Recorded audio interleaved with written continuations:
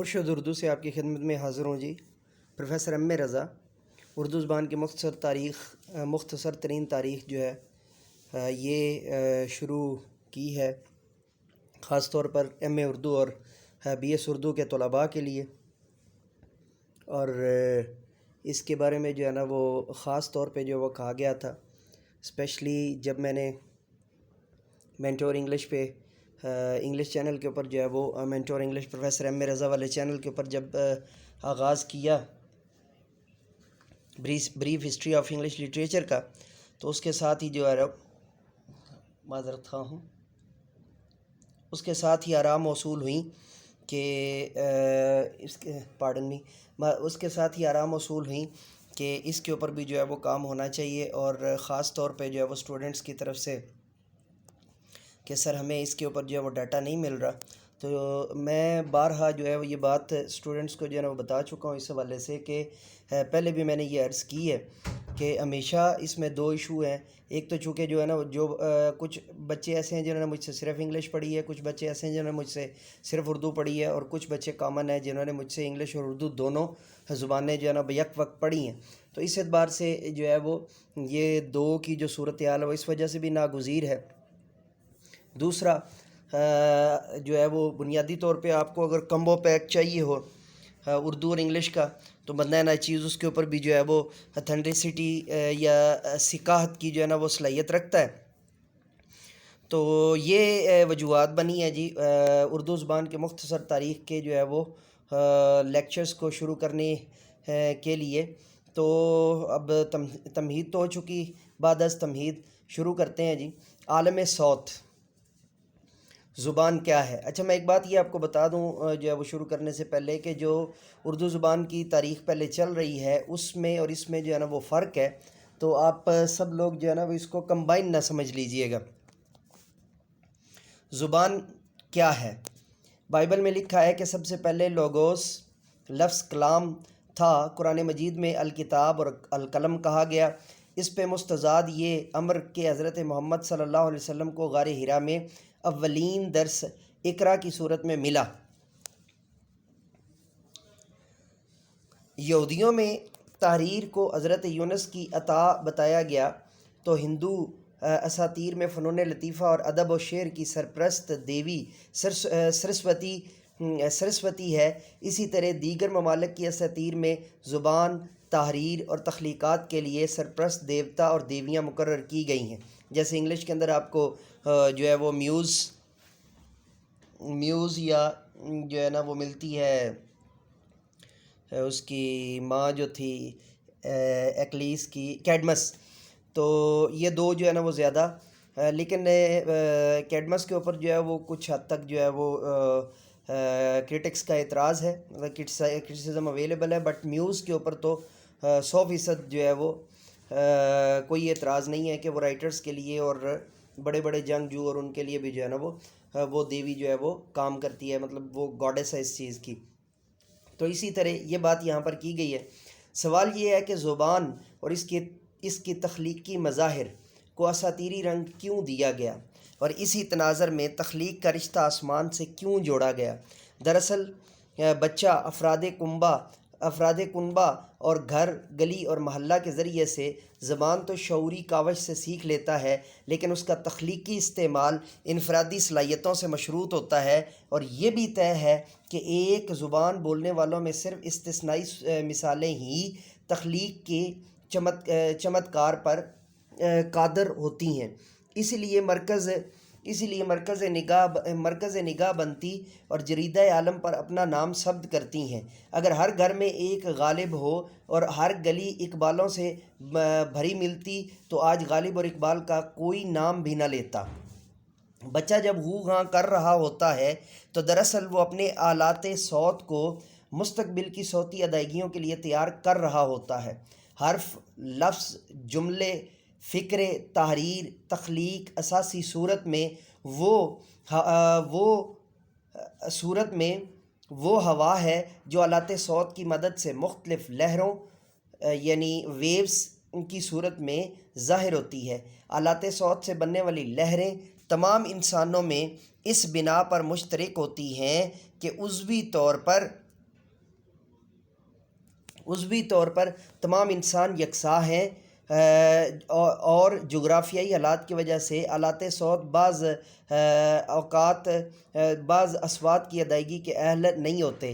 انہی زبانوں میں جزوی اختلاف ہوتا ہے، تاہم دوسری زبان اس لیے نہیں سمجھ سکتے کہ الفاظ کے معنی سے ناآشنا ہوتے ہیں، لیکن جہاں تک اصوات کا تعلق ہے وہ ہمارے لیے اجنبی نہیں ہوتی۔ اگرچہ یہ مستحکم قیاس ہے، لیکن پھر بھی اس پر غور کیا جا سکتا ہے کہ اگر تمام زبانوں کے الفاظ ختم کر دیے جائیں اور صرف اصوات اپنی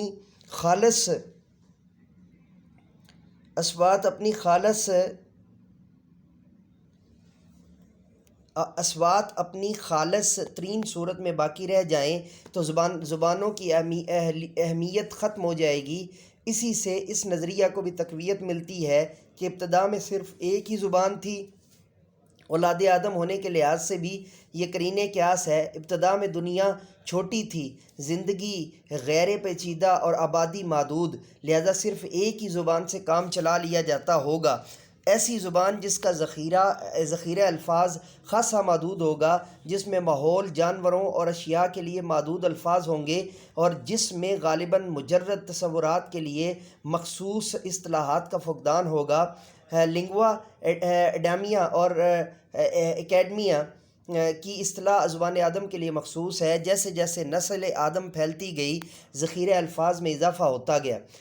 مختلف نسلوں کے آلات صوت کی جداگانہ خصوصیات کی بنا پر الفاظ کی ادائیگی کی مختلف صورتیں بنتی گئیں، اور یوں زبانوں کے خاندانوں اور ان سے وابستہ بولیوں اور زبانوں کا آغاز ہو گیا۔ عہد نامہ عتیق، یہ یاد رکھ لیجئے کہ عہد نامہ عتیق جو ہے وہ بائبل جو ہے وہ اس کے اندر سے، یعنی عہد نامہ قدیم، عہد نامہ عتیق، عہد نامہ جدید، ٹھیک ہے، اور اس کے بعد پھر مکاشفات آ جاتے ہیں۔ تو یہ جو ہے نا وہ عہد نامہ عتیق کے بموجب بابل میں جو لوگ ایک بلند مینار تعمیر کر رہے تھے، اس سے خدشہ پیدا ہوا کہ یہ بلند مینار کے ذریعے آسمان تک رسائی حاصل کر لیں گے، چنانچہ ان میں تفرقہ پیدا کرنے کے لیے ان کی زبانیں الگ الگ کر دی گئیں۔ یوں وہ ایک دوسرے سے الگ ہو کر علیحدہ بستیوں میں زندگی بسر کرنے لگے۔ وقت گزرنے کے ساتھ ساتھ ان زبانوں میں اتنی مغایرت پیدا ہو گئی کہ ایک زبان کا دوسری سے کوئی تعلق ہی نہ رہا۔ قرآن مجید میں زبانوں کے ضمن میں ارشاد ہوا، آسمانوں اور زمینوں کی تخلیق اور زبانوں اور رنگوں کے اختلاف اللہ تعالیٰ کی نشانیاں ہیں۔ اگر سوال کیا جائے کہ قدیم دنیا کے باشندے کون سی زبان بولتے ہوں گے، تو ماہرین اس کا قطعی جواب دینے سے قاصر ہیں۔ حضرت آدم اور حضرت نوح کے درمیان کے زمانہ اور زبانوں کے بارے میں جو کچھ بھی وثوق سے نہیں کہا جا سکتا کہ زندگی اور آثار طوفان نوح میں ملیا میٹ ہو گئے۔ اردو زبان کی مختصر تاریخ: حضرت نوح کا بیٹا سام تھا، جبکہ ایلام اور عاشور سام کے بیٹے تھے۔ سام سے سامی بنی آرام کی نسل موجودہ سعودی عرب اور یمن کے علاقوں میں آباد تھی، سو ان کی زبان آرامی کہلائی۔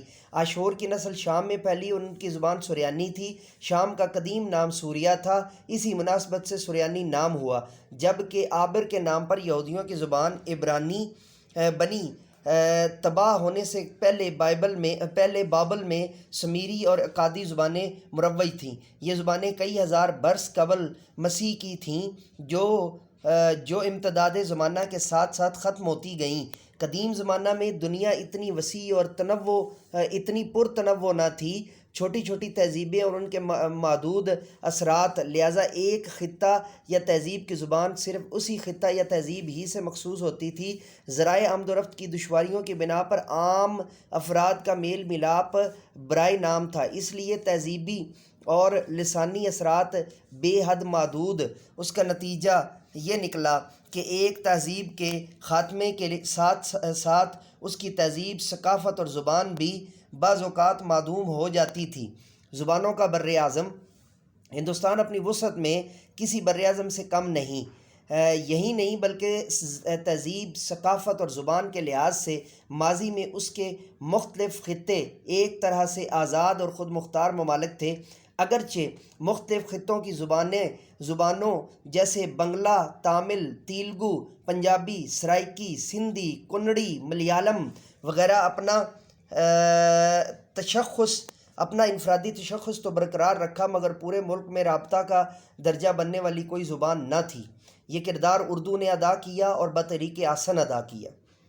اردو کی تشکیل اور صورت پذیری کی داستان کا مطالعہ اسی بنا پر بے حد دلچسپ ہے کہ یہ صدیوں کی تہذیبی اور ثقافتی رویوں کی نشاندہی کرتی ہے۔ فارسی، عربی زبان اور مقامی زبان کے امتزاج سے جس زبان نے جنم لیا وہ وحدت میں کثرت کی مظہر ثابت ہوئی۔ تو آج کا ہمارا یہ ٹاپک جو ہے وہ یہاں پر مکمل ہوا۔ اگلا ٹاپک ہم نے شروع کرنا ہے عزیز طلباء و طالبات اور ڈی واچر ڈی سبسکرائبر، اگلا ٹاپک ہم نے شروع کرنا ہے زبان کیوں۔ ٹھیک ہے جی، تو تب تک کے لیے جو ہے وہ اجازت دیجیے۔ اگر آپ اردو کے جو ہے وہ خواہاں ہیں تو مرشد اردو کو سبسکرائب کرنا، بیل آئیکن کو آل پر پریس کرنا مت بھولیے گا۔ اگر آپ یا آپ کے گھر میں کوئی جو ہے وہ ایسا فرد جسے انگلش کی جو ہے وہ لیکچرز کی ضرورت ہو تو مینٹور انگلش پروفیسر ایم اے رضا والا چینل سبسکرائب فرما لیں۔ اور اگر آپ کے گھر میں کوئی جو ہے وہ مدرسہ یا مدارس سے پڑھے ہوئے یا جو ہے وہ اسٹوڈنٹ ہوں اور اسے ہوم ورک کرنا ہو یا مدرسہ میں کوئی داخل ہونے جا رہا ہو تو اس کے لیے ہمارا چینل ہے جامعہ دارالعلوم شیخ الاسلام، جس کے اوپر درسیات کی تمام کتب جو ہے ان کے لیکچرز جو ہے وہ موجود ہیں، بالخصوص جو ہے وہ لاجک یعنی کہ منطق اور فلسفہ کے لیکچرز۔ تو اجازت دیجیے، میرے ساتھ مل کر کے یہ انسانیت کی بہتری کے لیے، تعلیم و تربیت کے لیے ایک قدم اور۔ Let me go now and say with me, do something more for humanity, do something more for knowledge and practices. Have a good day.